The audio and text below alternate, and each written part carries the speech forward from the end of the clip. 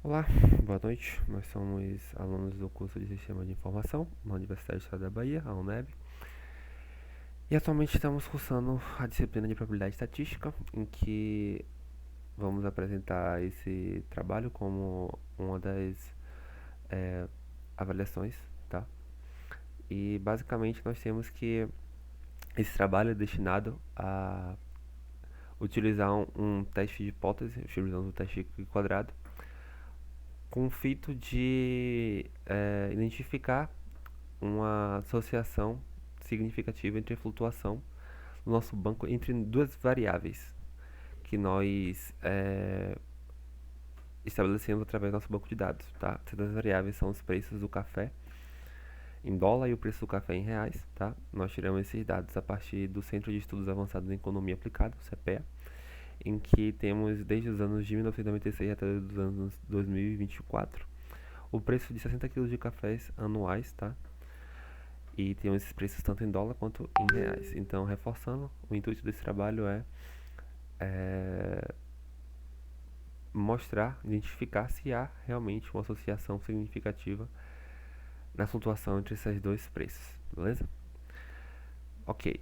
Antes de irmos mais a fundo ao decorrer do trabalho, temos que rever alguns conceitos. Temos que ir para a parte da fundamentação teórica e vamos começar com o conceito de hipótese estatística. Primeiramente, com a hipótese. Uma hipótese nada mais é do que uma suposição que é inferida através de conhecimentos prévios e experimentos prévios, tá? Essa suposição só pode ser validada, no caso, pode ser validada através de experimentos. Ok.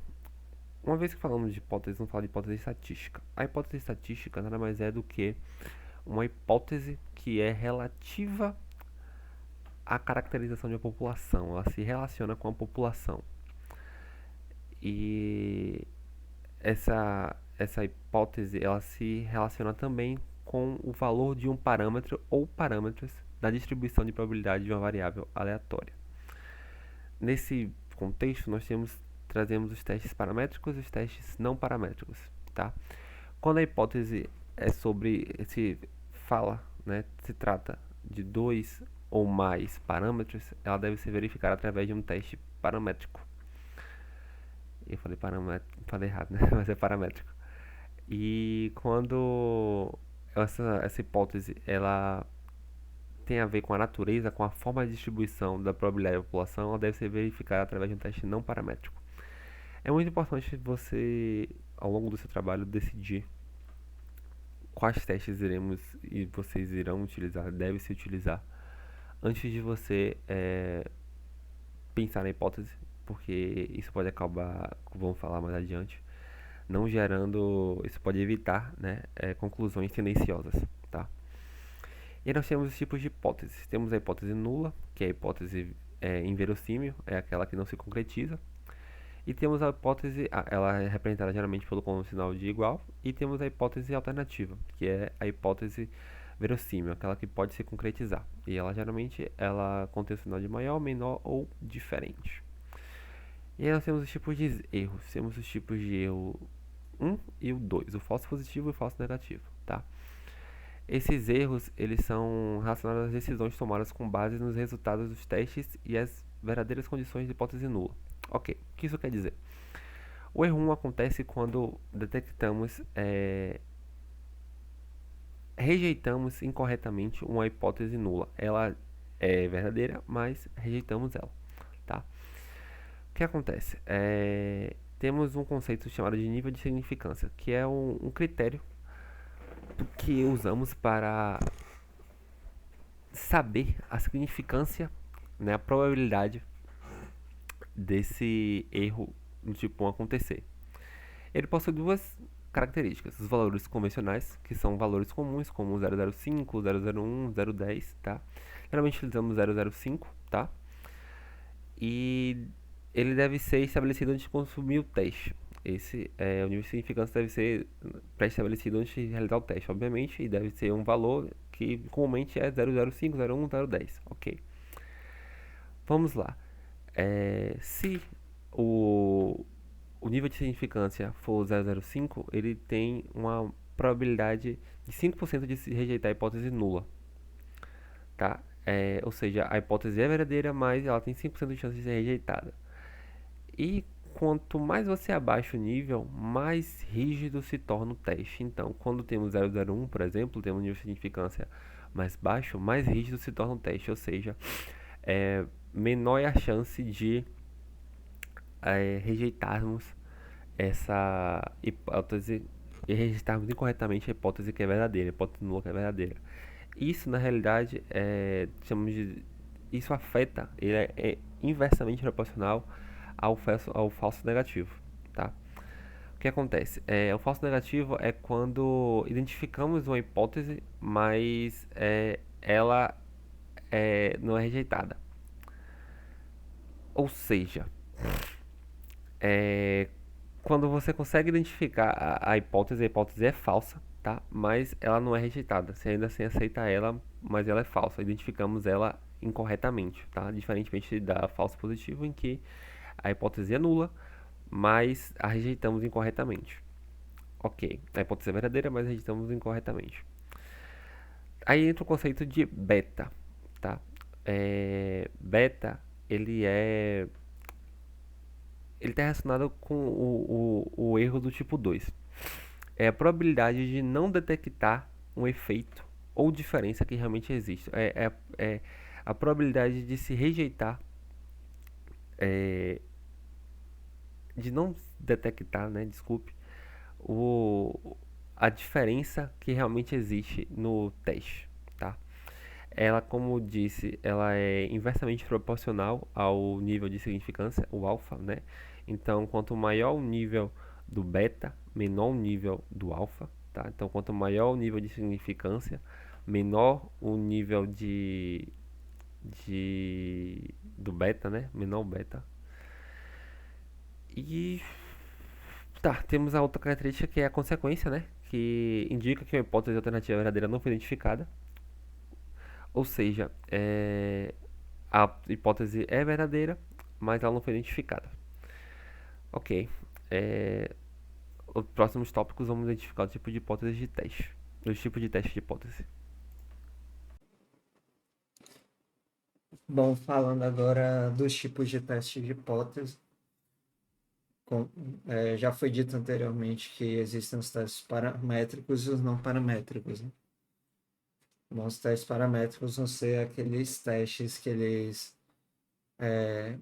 vão ser feitos para quando nós formulamos a hipótese a partir do valor de um ou mais parâmetros populacionais, né? Sendo aqueles parâmetros populacionais, a média, e desvio padrão e outros, né?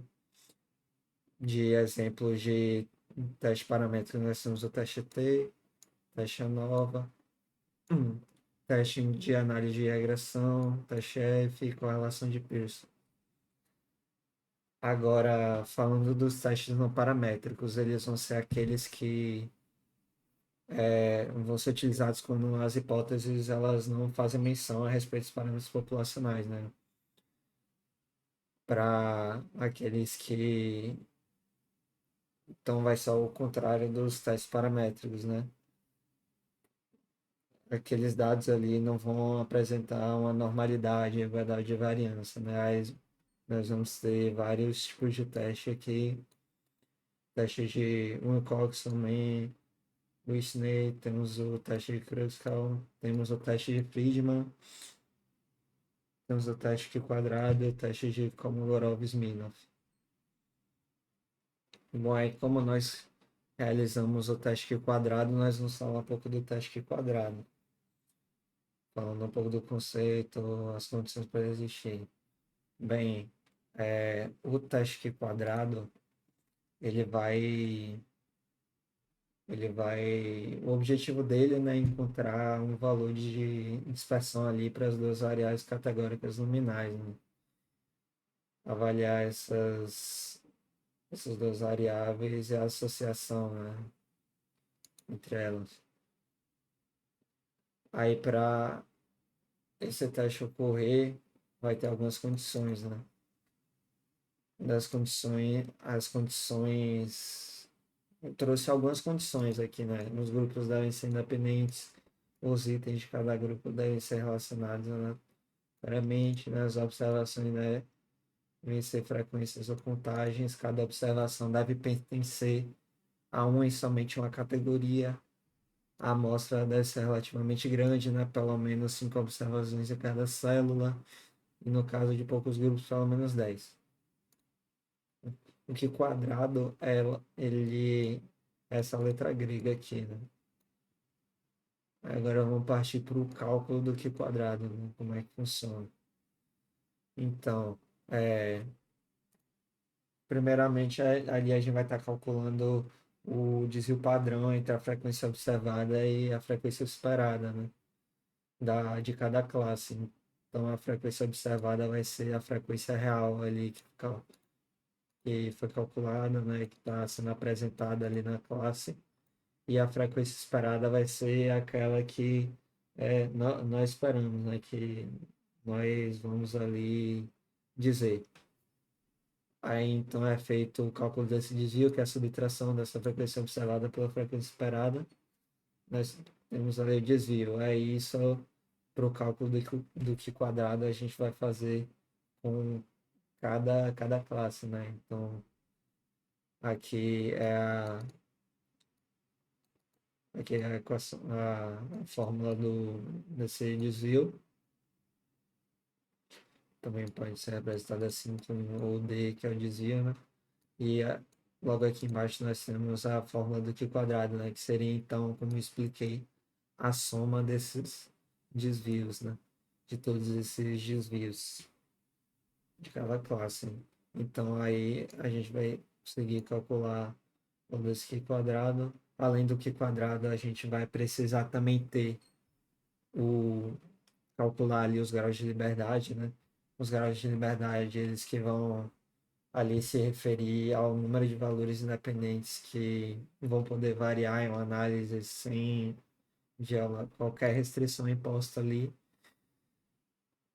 Então, esse cálculo ele vai poder ser feito com, com a análise da tabela ali de contingência. A gente vai pegar o número de linhas, o número de colunas dessa tabela de contingência, né? E vai poder calcular os graus de liberdade. Essa tabela de contingência, ela diz respeito à, à, à análise entre essas duas variáveis, né? Então a gente vai pegar essa tabela de contingência, vai conseguir calcular os graus de liberdade por essa formulinha aqui. Com o cálculo dos graus de liberdade, então a gente pode ir ali na tabela de distribuição Q quadrado e através dos graus de liberdade e também no nível de significância que foi definido ali anteriormente ao teste, a gente vai conseguir achar o valor crítico do Q quadrado, né, na tabela de distribuição do Q quadrado. E se aí a gente vai comparar esse valor com o valor que foi calculado pela soma dos desvios, né, que a gente fez lá. Aí se esse valor calculado ele for maior ou igual ao valor crítico que foi encontrado na tabela lá, a gente vai rejeitar a hipótese nula. Ou seja, a gente vai aceitar a hipótese alternativa, né?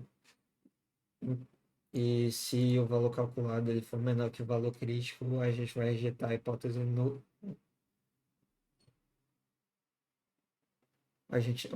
Desculpe, a gente não rejeita a hipótese nula, então a gente vai aceitar a hipótese nula, né? E rejeitar ali a hipótese alternativa.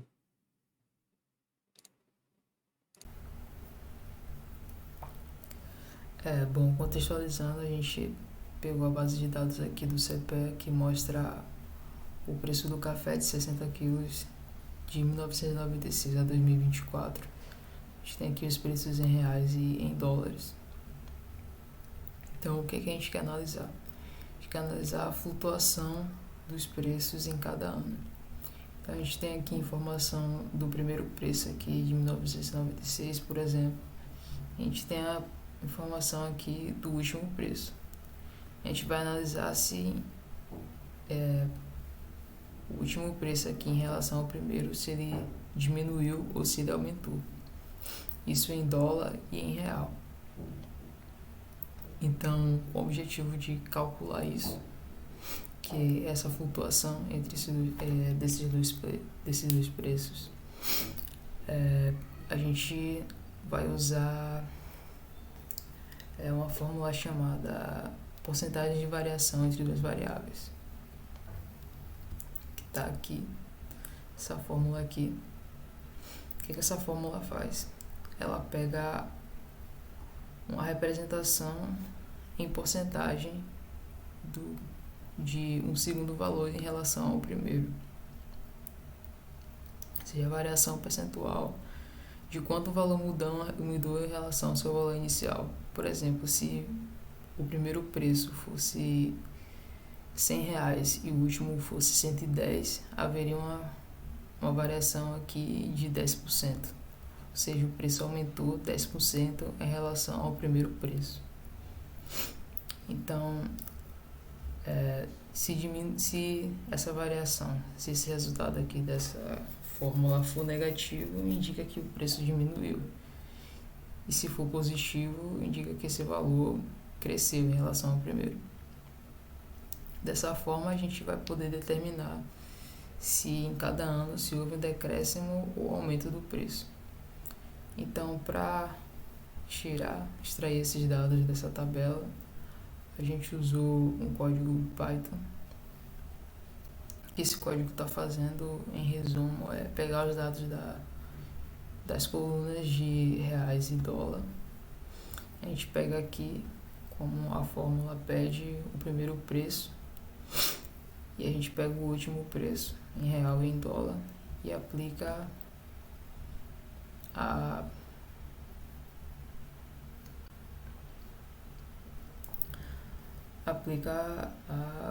a fórmula aqui. E aí, quando a gente tiver o resultado, são adicionados esses resultados em uma nova tabela. Quando todas essas porcentagens forem extraídas, esse script aqui em Python cria um novo arquivo CSV, que é esse arquivo aqui. Nesse arquivo a gente tem o ano, o preço inicial desse ano, o preço final, tanto em real quanto em dólar. E a gente tem a porcentagem de aumento real, porcentagem de aumento em dólar. Então aqui, por exemplo, em 1996, o primeiro preço foi 123, o último foi 137, então houve um aumento aqui de 11%. Em dólar teve um aumento de 9%, sendo 121 e 132 o último preço. Com base nessas informações aqui, a gente pode realizar o teste de hipótese, que é a análise da relação na flutuação dos preços do café em dólar e em real. Então,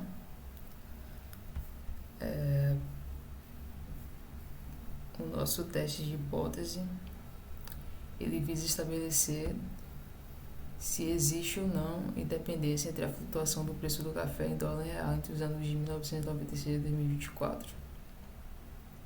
Então, para essa análise, a gente utiliza as seguintes hipóteses. A hipótese nula, que é aquela que defende que não existe relação de dependência entre essas flutuações entre as duas moedas, e a hipótese alternativa, que defende que existe a relação de dependência entre a flutuação dessas duas moedas. Em vista da necessidade de categorizar essas variáveis contínuas de preço em dólar e em real, acho que a gente precisa categorizar elas para poder fazer o teste do Q quadrado, para que o teste seja efetivo. Então a gente fez uma divisão nominal para cada valor percentual que foi calculado. Esses valores aqui de porcentagem de aumento real e porcentagem de aumento dólar. Então, para cada valor desse aqui, a gente atribuiu uma nominação, né? Então, para valores que estão abaixo de 0%, a gente atribui que ocorreu a diminuição. Para valores acima de 0%, a gente atribui que houve um aumento.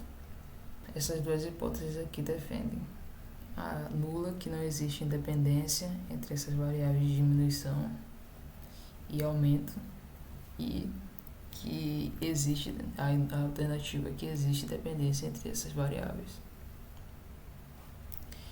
Então, para realizar o cálculo do Q quadrado, a gente fez um código R, a gente usou um código R, né?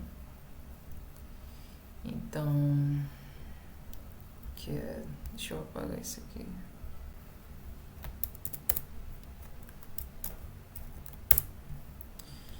Esse código aqui.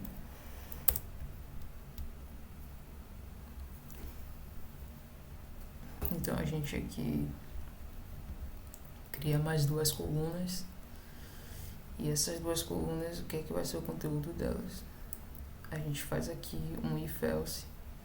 Então, para cada valor presente em porcentagem aumento real e porcentagem aumento dólar, que é essa coluna aqui e essa coluna aqui,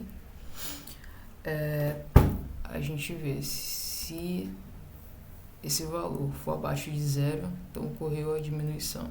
Se esse valor for acima de zero, que ocorreu o aumento, como foi explicado anteriormente. Então, com esses dados, a gente faz uma tabela de contingência cruzada, que eu vou mostrar. E aí, com essa tabela de contingência cruzada, a gente faz o teste do Q quadrado, que é esse x-test. E aí, a gente printa o resultado da tabela e do teste do Q quadrado. A gente trouxe aqui o resultado dessas duas variáveis. Bom, explicando a tabela de contingência, essa tabela é uma forma de resumir e apresentar a distribuição conjunta de duas ou mais variáveis categóricas. Então, na tabela de contingência, a gente tem aqui as linhas que representam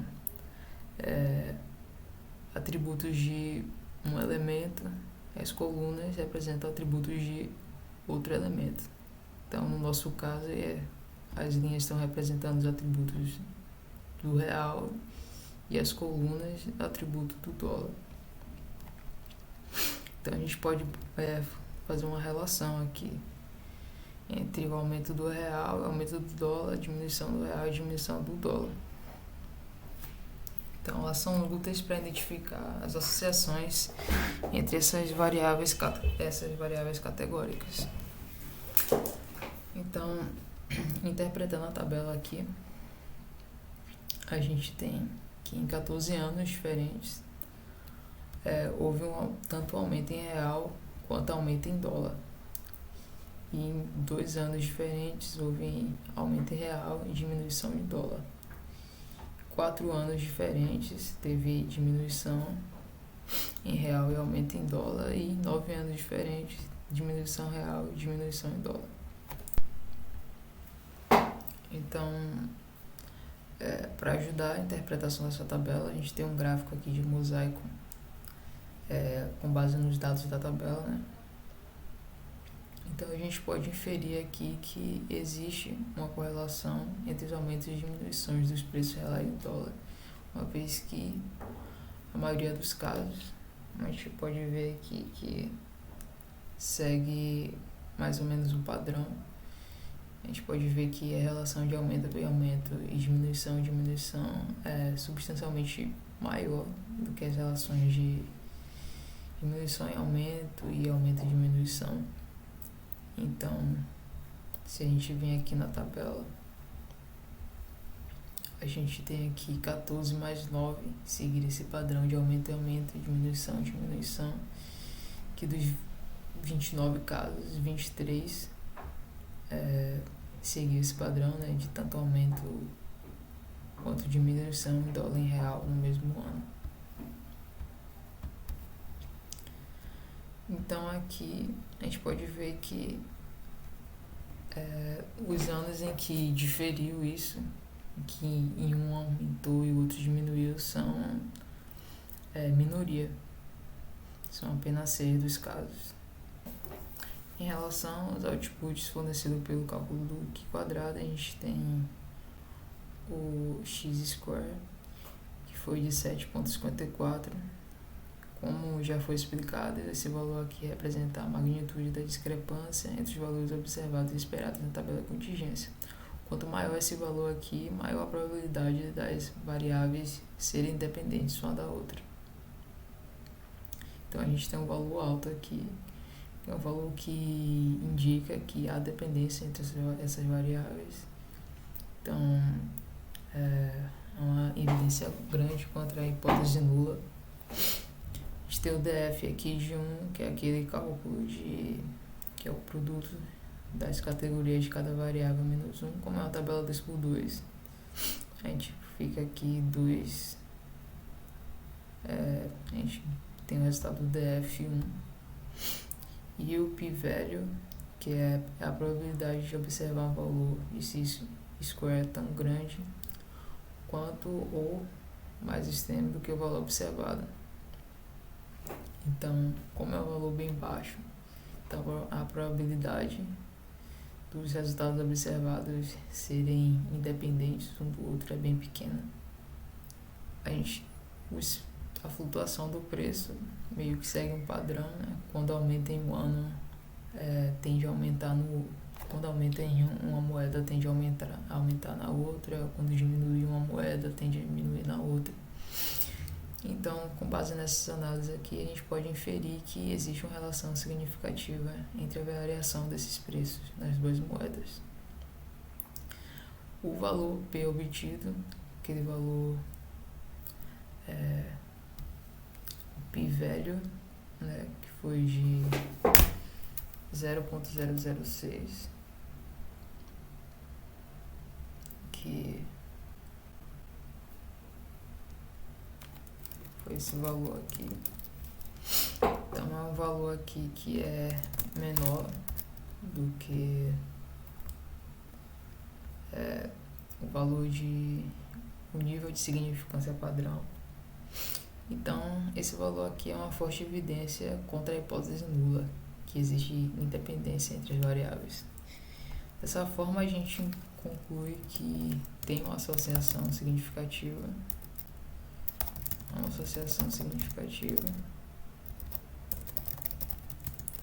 entre as flutuações dos preços do café e em dólares, em reais ao longo dos anos analisados. Então, dessa forma, a gente rejeita a hipótese nula e a gente aceita hipótese alternativa.